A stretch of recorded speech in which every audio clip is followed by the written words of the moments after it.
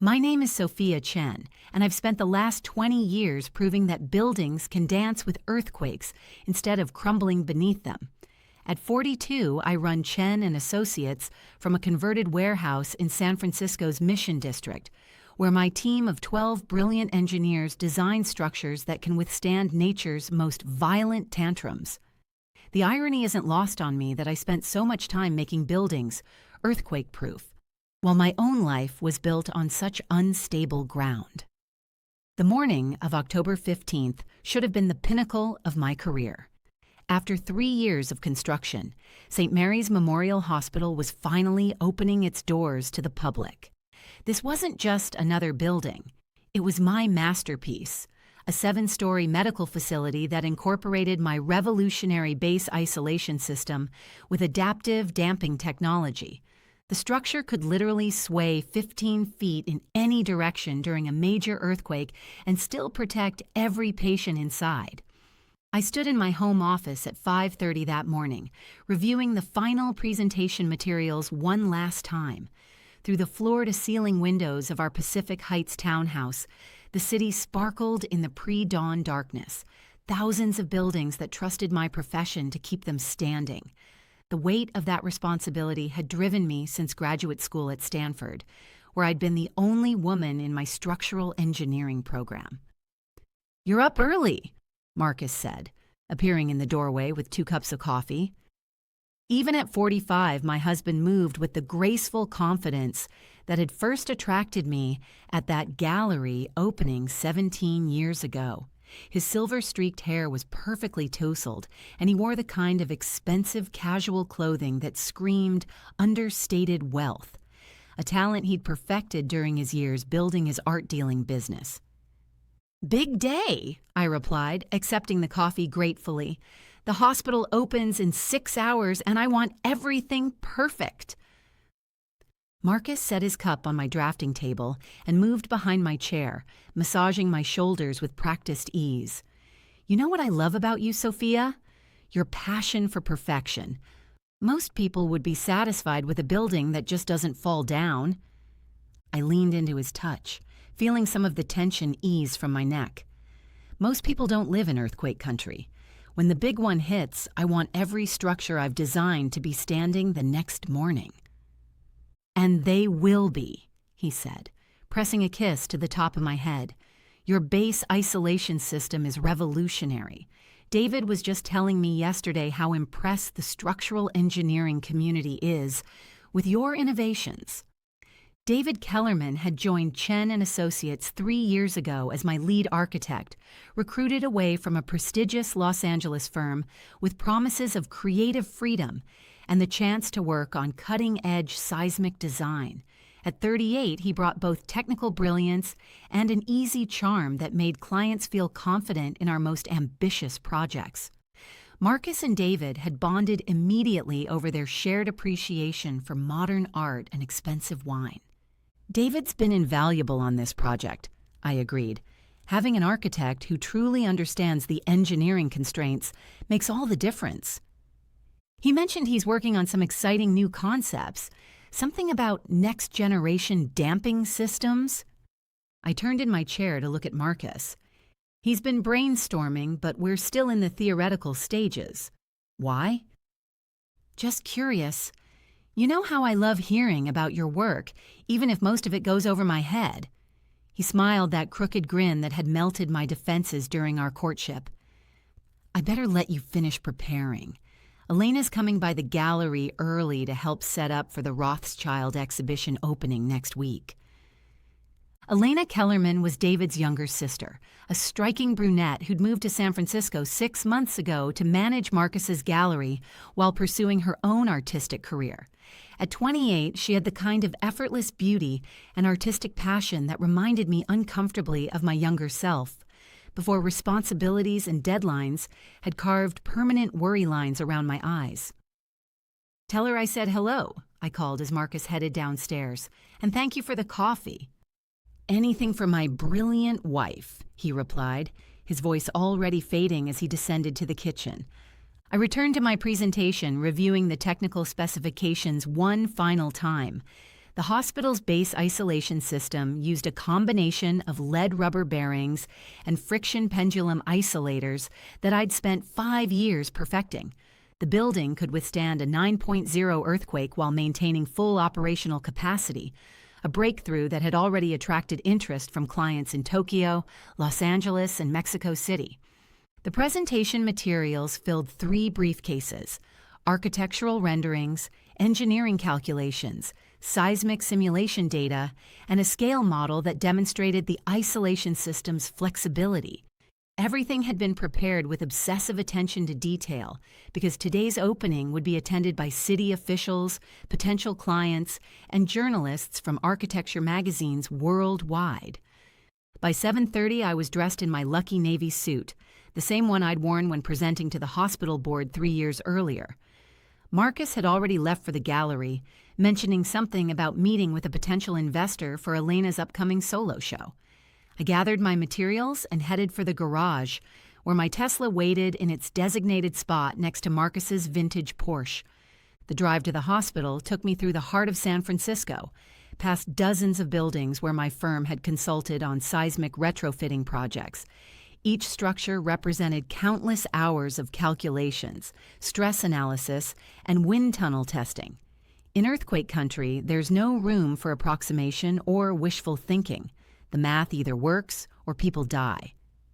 I arrived at St. Mary's Memorial Hospital at 8:15, 15 minutes before the official ceremony.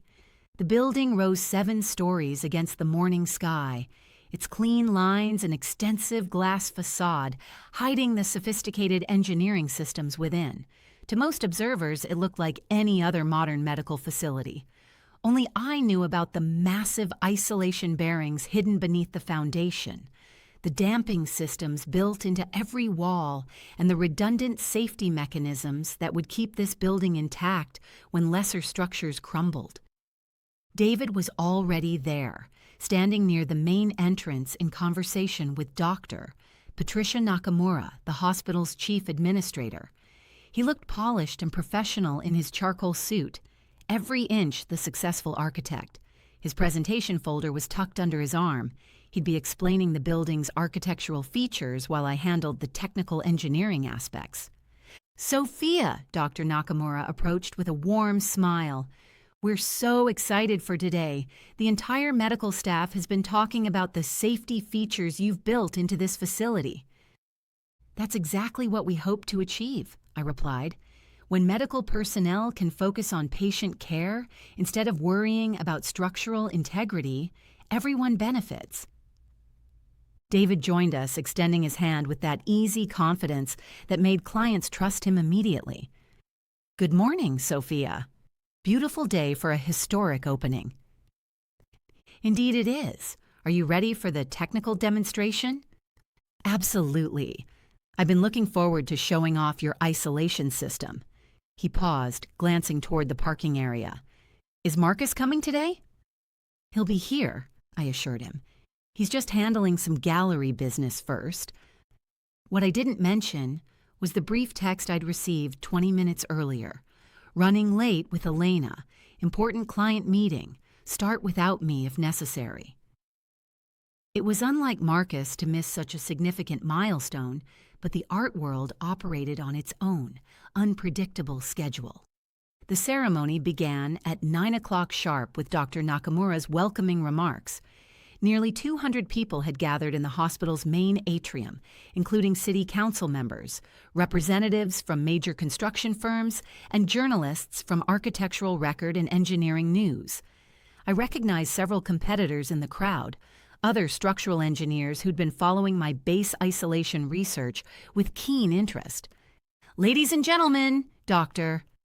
Nakamura announced, "It's my pleasure to introduce Sophia Chen, the brilliant engineer whose innovations make this hospital the safest medical facility on the West Coast."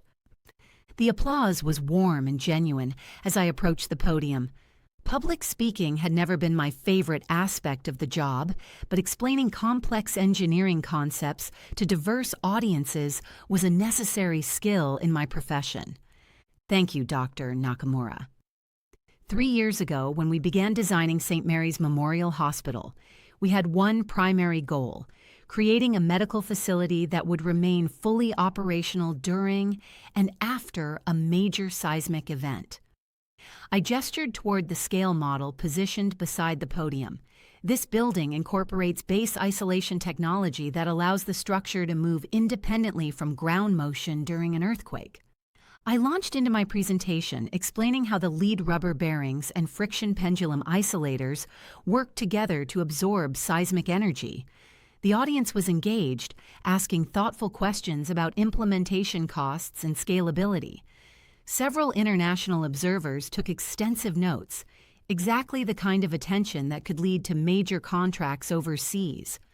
David followed with his architectural presentation, discussing how the building's design balanced aesthetic appeal with functional safety requirements.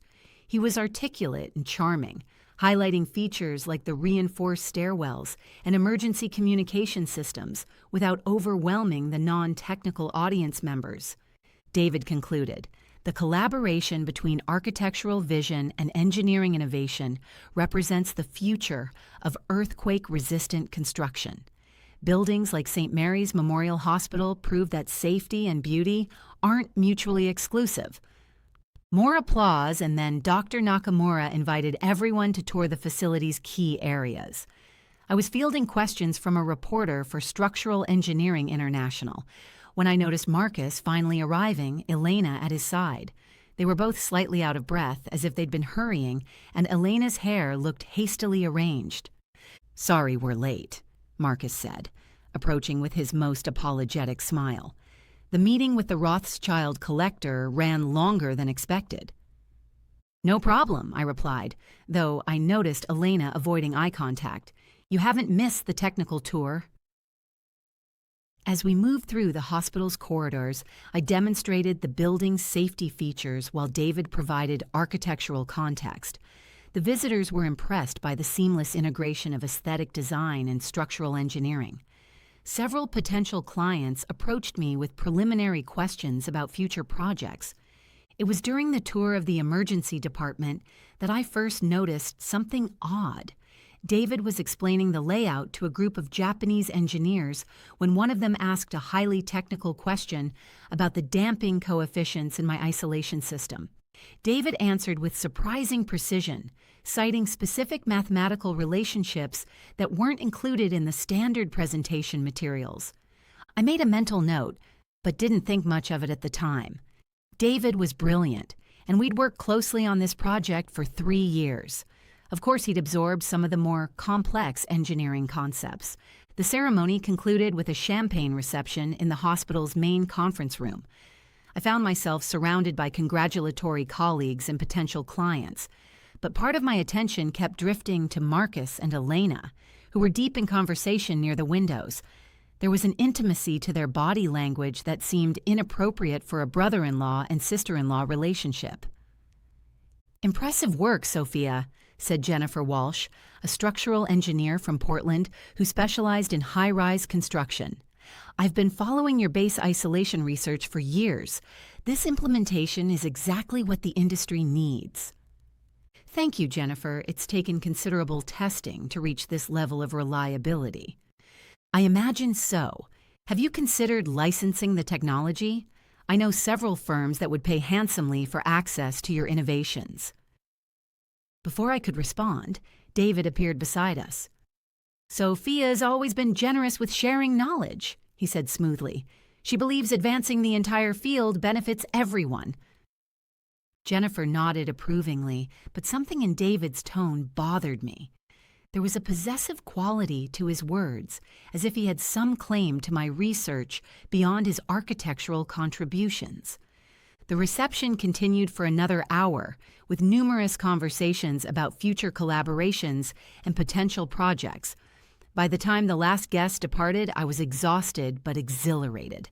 The hospital opening had exceeded every expectation, generating the kind of professional recognition that could transform my firm's trajectory. Marcus and Elena had left during the reception, citing urgent gallery business. David lingered until the end, helping coordinate the cleanup and ensuring that all presentation materials were properly secured.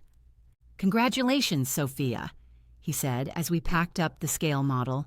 Today was everything we hoped it would be. We make a good team, I agreed.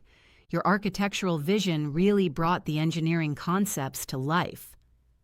That's what partnerships are about, he replied. Speaking of which, I've been developing some ideas for our next major project, new approaches to seismic isolation that could revolutionize the field. I'd love to hear them. Why don't you put together a preliminary presentation for next week's staff meeting? Actually, I was thinking of something more ambitious, a complete research initiative, possibly with its own funding and development team. I paused in my packing, studying David's expression. There was an eagerness there that seemed unusual, even for someone as passionate about innovation as he typically was. That's an interesting idea, I said carefully. We should discuss it properly when we're both fresh. Today's been overwhelming. Of course. But Sophia, I want you to know how much I appreciate everything you've taught me. Working with you has been the most educational experience of my career. Something in his tone set off a subtle alarm in my mind, the same instinct that helped me identify structural weaknesses in building designs. But I was too tired and too pleased with the day's success to analyze the feeling properly. The feeling is mutual, David. See you Monday morning. As I drove home through the darkening city, I reflected on the day's triumph. St. Mary's Memorial Hospital represented the culmination of 2 decades of research and development. The building would protect thousands of patients and medical staff for generations to come, and the recognition from today's ceremony would likely generate enough new business to expand my firm significantly.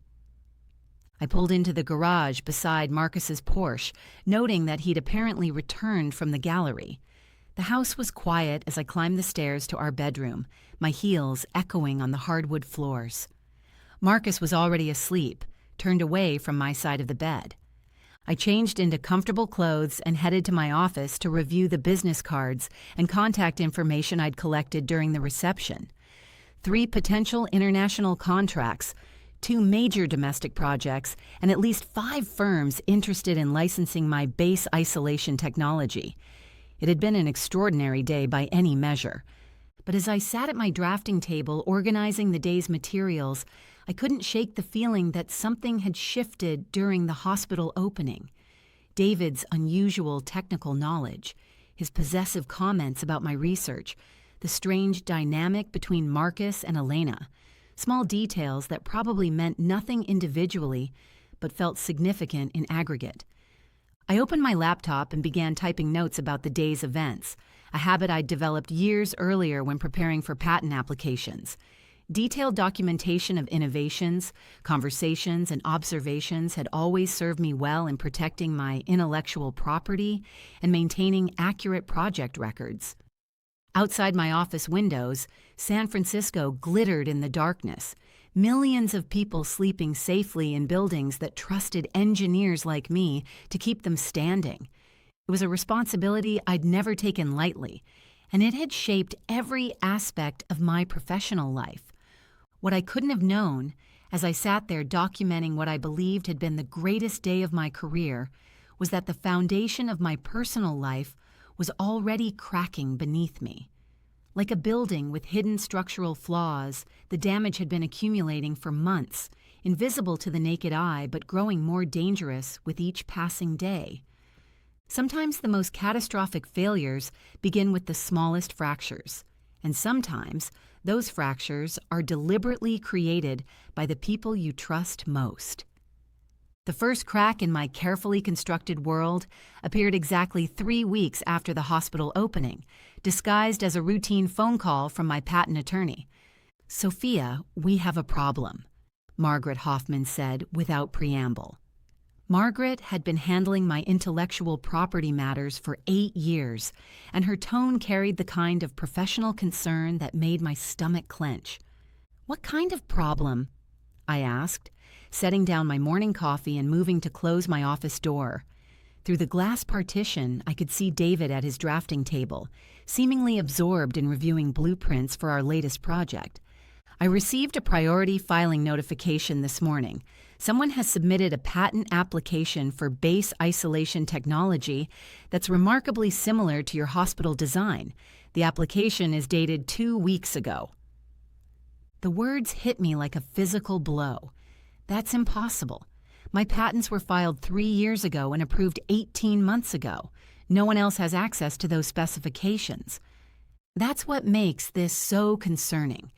The application isn't identical to your work, but it incorporates key innovations that are unmistakably derived from your research. The adaptive damping coefficients, the hybrid bearing configuration. These aren't concepts that multiple engineers would develop independently. I sank into my chair, my mind racing through the implications. Patent infringement cases could take years to resolve and cost hundreds of thousands in legal fees. More importantly, if someone was stealing my innovations, they could undercut my firm's competitive advantage in future projects. Who filed the application? A company called Kellerman Structural Solutions, LLC, founded 6 months ago in Nevada. The primary inventor listed is David Kellerman. The name hit me like a seismic shock. For a moment, I couldn't process what Margaret was telling me. David Kellerman, my trusted lead architect, had filed patents based on my research. Sophia, are you there? I'm here, I managed, though my voice sounded distant to my own ears. Margaret, I need you to request the complete filing documents. Everything. Technical specifications, test data, supporting documentation. I'll have them by tomorrow morning. Sophia, there's something else. The address listed for Kellerman Structural Solutions is a commercial mailbox service, but the phone number traces to a San Francisco gallery called Reed Contemporary Art. Reed Contemporary Art, Marcus's gallery. After hanging up, I sat motionless at my desk for several minutes, staring at David through the glass partition. He was reviewing structural drawings with his characteristic intensity, occasionally making notes in his precise handwriting. The same man who'd stood beside me at the hospital opening, praising our partnership and speaking eloquently about collaboration. The same man who'd apparently been planning to steal my life's work. I forced myself to act normally for the rest of the day, attending meetings and reviewing project proposals while my mind churned with questions. How long had David been planning this? What else had he taken? And what was Marcus's role in the conspiracy? That evening, I waited until Marcus left for what he claimed was a client dinner before beginning my investigation. I started in his home office searching through files and documents with the methodical approach I used when analyzing structural failures. At first, everything appeared normal. Gallery correspondence, art appraisals, financial records for legitimate transactions. Then I found the folder hidden behind his filing cabinet marked KSS Development. Inside were dozens of photographs, all taken with a high-resolution camera. My technical drawings, research notes, prototype specifications, and even pages from my personal engineering journal. Some photos were date-stamped as early as 6 months ago. My hands shook as I flipped through image after image of my most sensitive work. These weren't casual snapshots. They were systematic documentation, photographed with careful attention to detail and lighting. Someone had spent considerable time and effort creating a comprehensive archive of my intellectual property.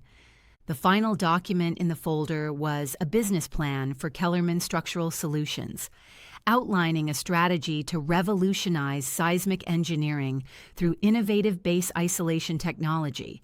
The plan projected revenues of $50 million within 3 years, built entirely on patents derived from my research. David's signature was on the last page, dated 3 days after the hospital opening. But there was a second signature that made my blood run cold. Elena Kellerman, listed as Chief Financial Officer. I photographed every document with my phone, then carefully returned the folder to its hiding place. As I restored Marcus's office to its original state, fragments of memory began connecting in devastating patterns. Marcus's detailed questions about my work, his friendship with David, Elena's convenient arrival in San Francisco just as the patent planning began. The betrayal wasn't random or opportunistic. It was calculated, methodical, and involved the two people I trusted most. Over the next week, I conducted my investigation with the same systematic approach I used for structural analysis.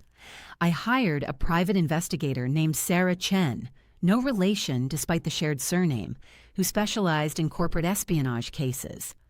Sarah's background included 15 years with the FBI's white-collar crime division before opening her own firm. "The pattern you're describing suggests a sophisticated operation," Sarah told me during our initial meeting at her downtown office. "If your husband and employee have been planning this for months, there will be additional evidence. Financial records, communications, meeting logs. Conspiracies this complex always leave paper trails." Within days, Sarah's investigation revealed the scope of the betrayal. David and Elena had incorporated Kellerman Structural Solutions in Nevada, while maintaining a San Francisco address through Marcus's gallery. Marcus had provided startup funding through a series of art investments that were actually cash transfers to the new company. The three of them had been meeting regularly at expensive restaurants, supposedly to discuss Elena's artistic career, but actually to plan the theft of my intellectual property. The most damaging evidence came from David's company laptop, which our IT department regularly backed up to our secure servers as part of our data protection protocols. Sarah's forensic analysis revealed that David had been systematically copying my files to external drives for over a year. Research data, client communications, prototype specifications, everything needed to establish a competing firm. But the personal betrayal cut deeper than the professional theft. Sarah showed me surveillance photographs of Marcus and Elena together at the Fairmont Hotel, the same location where Marcus and I had celebrated our 10th wedding anniversary. The timestamps showed they'd been meeting there regularly for months, often during hours when Marcus claimed to be at gallery events or client meetings. "I'm sorry to show you this," Sarah said gently as she presented the evidence, "but you need to understand the full scope of what you're dealing with. This isn't just business, it's personal. They've been planning to destroy your professional life while Marcus simultaneously destroys your marriage." The photographs were devastating. Marcus and Elena holding hands over dinner, kissing in the hotel lobby, entering the same room together. But what hurt most was the expression on Marcus's face. Genuine happiness, the kind of joy I hadn't seen directed at me in years. I spent that night sitting in my office surrounded by evidence of the most comprehensive betrayal I could imagine. My husband of 15 years was having an affair with the sister of my business partner, who was simultaneously stealing my life's work to build a competing company.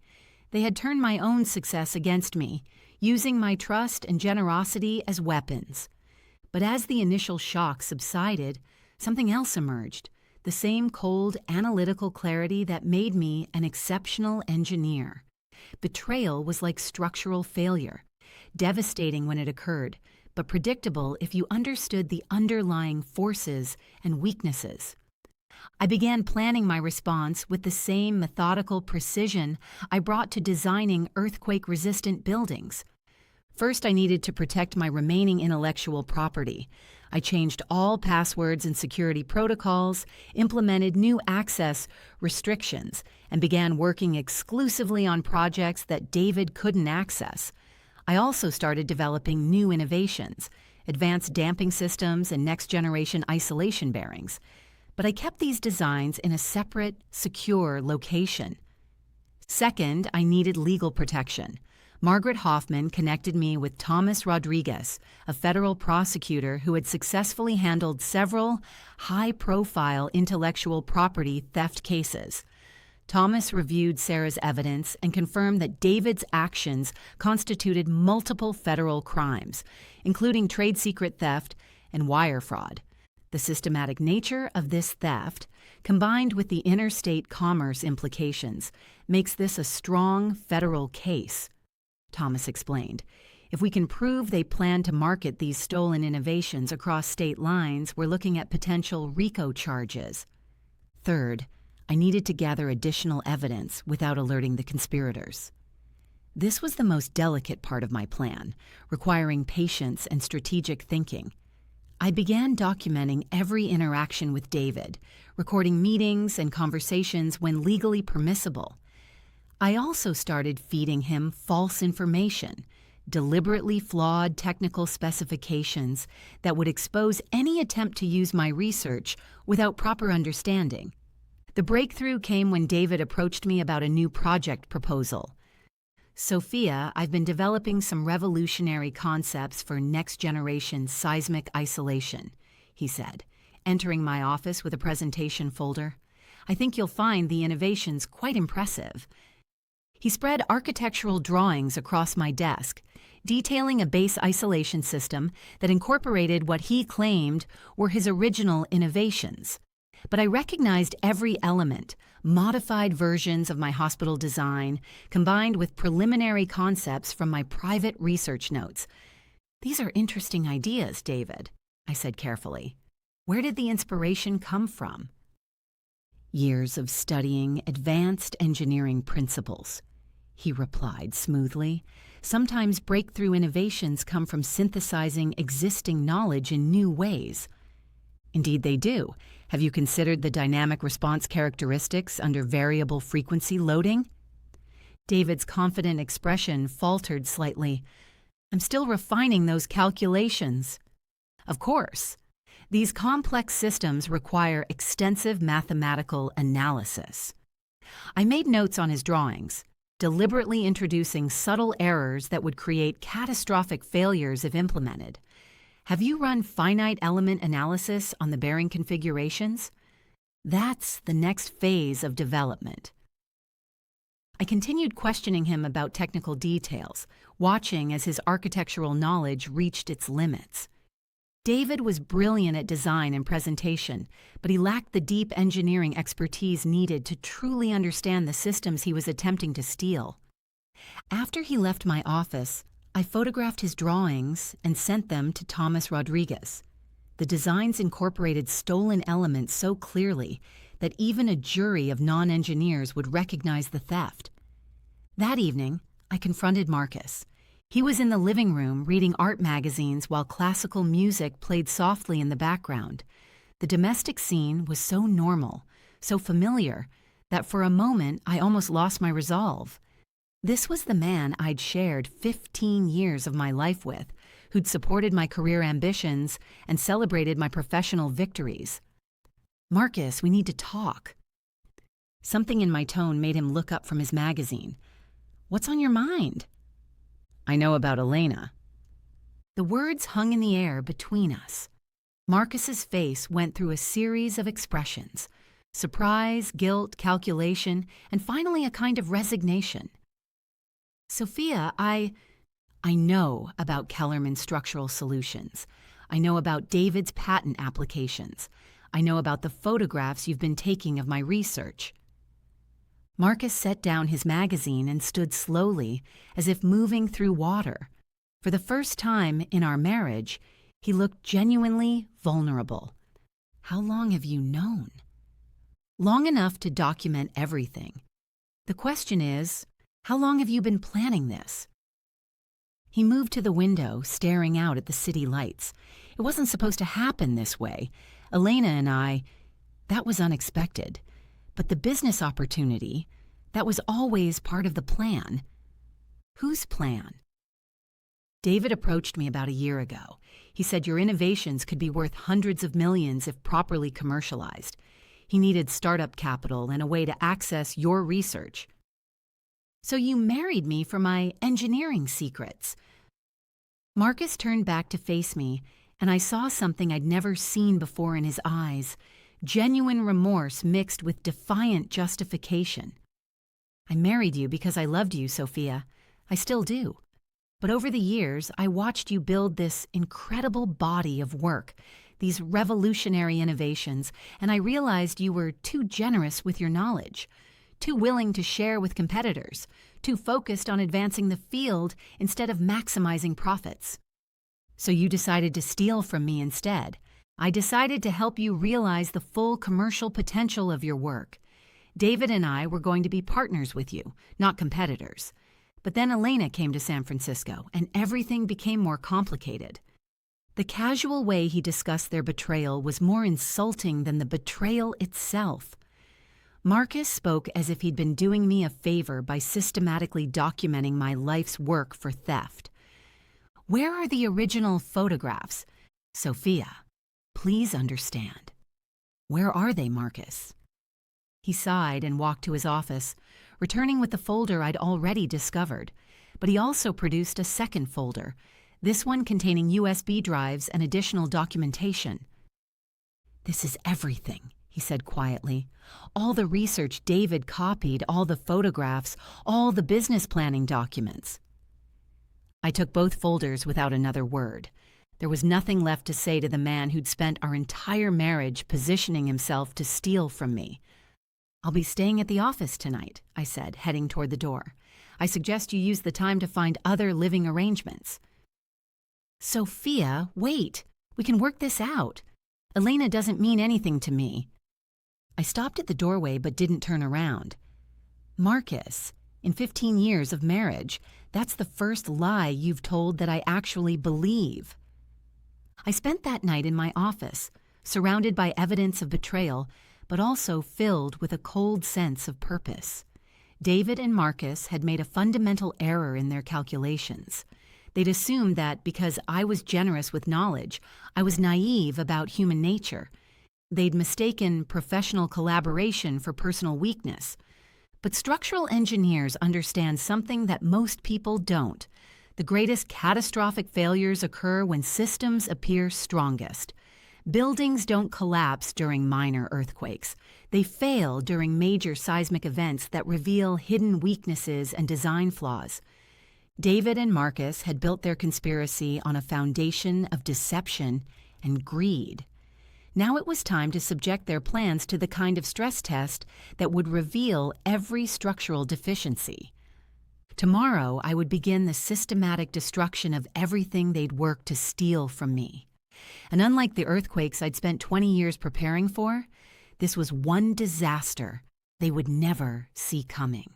The trap I set for David and Marcus was as elegant as any structural engineering solution I'd ever devised, built on solid foundations, incorporating multiple redundancies, and designed to withstand their most desperate attempts at escape. 6 weeks after confronting Marcus, I received the call I'd been waiting for. Sophia, this is Dr. Elizabeth Morrison from Morrison Memorial Medical Center in Sacramento. The voice on my phone said with barely contained excitement. We've been following your work since the St. Mary's Hospital opening, and we're ready to commission the most ambitious seismic safety project on the West Coast. Dr. Morrison was describing exactly what I'd expected, a 12-story medical complex requiring revolutionary earthquake protection for over 3,000 patients and staff. The project budget exceeded $200 million, with engineering fees alone worth $30 million to whichever firm secured the contract. We're requesting proposals from 3 firms, Dr. Morrison continued. Chen and Associates, based on your hospital success, Patterson Engineering from Los Angeles, and a new company called Kellerman Structural Solutions that's promising breakthrough innovations in base isolation technology. Kellerman Structural Solutions, I repeated, as if hearing the name for the first time. I'm not familiar with their work. Neither were we initially. But David Kellerman presented some remarkable concepts at last month's Seismic Engineering Conference. His adaptive damping systems are apparently revolutionary, derived from years of advanced research in dynamic response theory. I smiled grimly. David had indeed presented at the conference, using slides that incorporated my stolen research combined with the deliberately flawed specifications I'd fed him over the past month. The engineering community had been impressed by his presentations, exactly as I'd intended. When is the proposal deadline? 4 weeks from today, we're scheduling site visits and technical presentations for each firm. Mr. Kellerman has requested the earliest slot. Apparently, he's quite confident in his innovations. After hanging up, I called Thomas Rodriguez with the news that our trap was finally being sprung. "Perfect timing," Thomas said. "We've been monitoring Kellerman Structural Solutions Communications through the federal wire fraud investigation. David has been in contact with potential investors, claiming his patents are worth over $100 million. When he submits those flawed designs for a major public safety project, we'll have him on multiple federal charges." The next 3 weeks passed with careful orchestration. I prepared Chen and Associates' proposal using genuinely innovative techniques I developed in secret, advances that David had never seen and couldn't steal. Meanwhile, Sarah Chen's surveillance confirmed that David, Marcus, and Elena were working frantically to prepare their competing bid. "They're panicking," Sarah reported during one of our weekly meetings. "David has been pulling all-nighters at a rented office space, trying to complete calculations he doesn't fully understand. Marcus has been pressuring Elena to find additional investors, claiming they need more capital to compete with established firms." And Elena? "She's beginning to have doubts. My sources indicate she's been asking uncomfortable questions about the origin of David's technical knowledge. She may not have realized initially that they were stealing intellectual property." The Morrison Memorial presentation was scheduled for a Thursday morning in Sacramento. I arrived early, setting up my materials in the medical center's main conference room while reviewing my strategy one final time. Dr. Morrison would be joined by the hospital board, city officials, and independent engineering consultants who would evaluate each proposal's technical merit and safety implications. At exactly 9 o'clock, David entered the conference room with Elena at his side. He looked confident and polished in his expensive suit, carrying presentation materials that I knew contained stolen elements mixed with fatally flawed calculations. Elena appeared nervous, avoiding eye contact with the other attendees. "Good morning, Sophia," David said with his characteristic charm. "I didn't realize Chen and Associates was competing for this project." "The engineering community is small," I replied evenly. "I'm looking forward to seeing your innovations." David's presentation began smoothly. He was articulate and persuasive, describing his base isolation technology with the practiced confidence that had made him so valuable as my lead architect. The hospital board was clearly impressed by his credentials and the apparent sophistication of his technical approach. But as David moved deeper into the engineering specifications, I began to notice small signs of uncertainty. He stumbled slightly when describing the mathematical relationships between damping coefficients and frequency response. He provided vague answers when board members asked specific questions about construction tolerances and quality control procedures. Most tellingly, David was presenting the exact flawed specifications I'd deliberately given him 6 weeks earlier. Specifications that included a critical error in the bearing load calculations that would cause catastrophic failure during a moderate earthquake. "Mr. Kellerman," interrupted Dr. James Patterson, the independent structural consultant, "I'm concerned about these damping coefficients.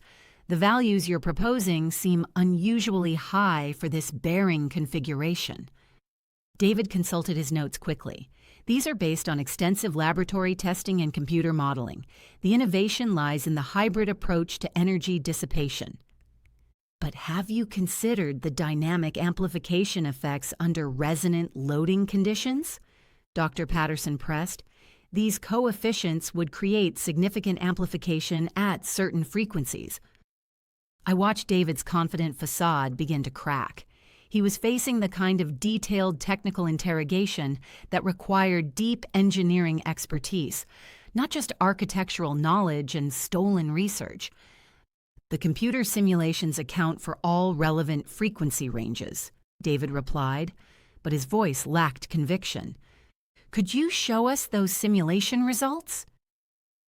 David shuffled through his materials, clearly searching for data that didn't exist. The flawed specifications I'd given him hadn't included supporting calculations, because I'd known they would fail under scrutiny. "The detailed simulation data is proprietary. Elena interjected suddenly. We can provide summary results, but the complete analysis is protected intellectual property. Dr. Patterson frowned. For a project of this magnitude, we need to review all supporting calculations. Patient safety is our primary concern. That's when I made my move. Dr. Patterson, if I may, I said, rising from my seat. I'm concerned about the structural integrity implications of Mr. Kellerman's proposed system. I approached the whiteboard and began sketching the mathematical relationships that David had presented. These damping coefficients, when combined with the proposed bearing configuration, would create a resonant frequency of approximately 2.1 hertz. That's precisely the dominant frequency of typical California seismic activity. The room grew silent as I continued the calculations, demonstrating how David's innovative system would actually amplify earthquake forces rather than isolating the building from them. In essence, I concluded, this design would make the hospital more vulnerable to earthquake damage, not less. During a moderate 6.5 magnitude earthquake, the building would experience acceleration forces exceeding design limits by a factor of 3. Dr. Morrison looked horrified. Are you saying this building could collapse during a relatively minor earthquake? I'm saying that with these specifications, the building would be less safe than conventional construction. David was pale, frantically reviewing his calculations, while Elena stared at him with growing understanding. She was finally realizing the scope of what she'd become involved in. There must be an error in your analysis, David said desperately. These specifications are based on years of research and development. Then perhaps you could explain the derivation of these coefficients? I asked calmly, starting with the basic principles of structural dynamics. David couldn't, of course. He understood the concepts well enough to present them convincingly, but he lacked the fundamental knowledge needed to defend them under technical scrutiny. As his explanations became increasingly confused and contradictory, it became obvious to everyone in the room that he didn't truly understand the systems he was proposing. The presentation ended in disaster for Kellerman Structural Solutions. Dr. Morrison politely thanked David for his time, but the damage was irreversible. Within hours, word of the failed presentation had spread throughout the engineering community. But David's public humiliation was only the beginning. 3 days later, FBI agents arrested David at his rented office space on federal charges of intellectual property theft, wire fraud, and conspiracy to commit fraud. The arrest was coordinated with simultaneous raids on Marcus's gallery and Elena's apartment, seizing computers, financial records, and physical evidence of the conspiracy. Thomas Rodriguez called me that afternoon with updates on the arrests. David is claiming the technical errors were honest mistakes, but the forensic evidence of systematic theft is overwhelming. We have his computer files showing months of unauthorized copying from your firm's servers, plus the photographic documentation your husband provided. What about Marcus and Elena? Both arrested on conspiracy charges. Marcus is cooperating, providing detailed information about the planning and financing. Elena appears to have been a reluctant participant. She's agreed to testify against David in exchange for reduced charges. The local news coverage was extensive. The San Francisco Chronicle ran a front-page story. Tech betrayal. Prominent engineer's husband and partner charged in elaborate theft scheme. The article detailed how Marcus and David had systematically stolen my research while planning to destroy my marriage and business simultaneously. The professional consequences for David were swift and devastating. The California Board of Professional Engineers revoked his license pending the outcome of criminal proceedings. Stanford University launched an investigation into his academic credentials, and several professional organizations expelled him from membership. Marcus faced both criminal charges and civil lawsuits. The gallery was forced into bankruptcy when clients discovered that Elena's art investments were actually money laundering for stolen intellectual property. Marcus lost his professional reputation, his business, and most of his personal assets to legal fees and restitution payments. But perhaps the most satisfying moment came 6 weeks later, when I received a personal visit from Elena. She appeared at my office on a rainy Tuesday morning, looking exhausted and years older than when I'd first met her. Her designer clothes had been replaced by simple, inexpensive attire, and her confident, artistic demeanor was gone. "Sophia, I need to apologize," she said quietly. "I know it doesn't change anything, but I need you to understand that I never realized the full scope of what David and Marcus were planning." I gestured for her to sit, curious about what she had to say. When David first approached me about the business opportunity, he told me it was based on collaborative research you'd all worked on together. He said you were too focused on academic recognition to pursue commercial applications properly. "And you believed him?" Elena's eyes filled with tears. I wanted to believe him. I was struggling as an artist, barely making ends meet, and David offered me a chance to be part of something significant. The affair with Marcus. That wasn't planned. It just happened, and then everything became complicated. "What do you want from me, Elena?" "Nothing. I just wanted you to know that I'm testifying against both of them, and I'm using my share of the restitution payments to establish a scholarship fund for women in engineering. It won't undo the damage we caused, but it's something." I studied Elena's face, seeing genuine remorse mixed with the kind of hard-earned wisdom that comes from devastating mistakes. "What will you do now?" "I'm moving back to Los Angeles. I found work with a nonprofit organization that provides legal aid to immigrant families. The pay is terrible, but the work feels meaningful." She paused, gathering courage for her next words. "Sophia, I watched you throughout this entire ordeal, and I want you to know that your strength and integrity are remarkable. You could have destroyed all of us with public humiliation and vindictive prosecution. Instead, you simply let our own actions reveal our true character." After Elena left, I sat in my office reflecting on the previous 6 months. The betrayal had been devastating, but it had also revealed strengths I hadn't known I possessed. I'd learned to trust my instincts about people as much as my calculations about structures. More importantly, the scandal had paradoxically enhanced my professional reputation. Clients were impressed by my ability to detect and counter industrial espionage using my own systems. Chen and Associates received a flood of new contracts from companies concerned about protecting their intellectual property. I hired 12 new engineers over the following year, including 3 brilliant women who became protégés and eventually partners. We developed security protocols that became industry standards, and our earthquake protection innovations were implemented in over 50 major construction projects worldwide. The Morrison Memorial Medical Center project became our signature achievement. The 12-story facility incorporated genuine breakthrough innovations in seismic isolation, advances that David had never seen and couldn't have stolen. When the building was completed 18 months later, it set new standards for earthquake safety in medical facilities. During the dedication ceremony, Dr. Morrison introduced me to the audience as an engineer whose personal integrity matches her professional brilliance. Standing at the podium, looking out at colleagues and clients who had witnessed both my betrayal and my response to it, I realized something profound about the nature of strength. Buildings survive earthquakes not because they're rigid, but because they're designed to flex and adapt while maintaining their essential structure. People, I had learned, survive betrayal the same way, by remaining true to their core principles while adapting to new circumstances. 3 years later, Marcus and David were released from federal prison, their lives permanently altered by their choices.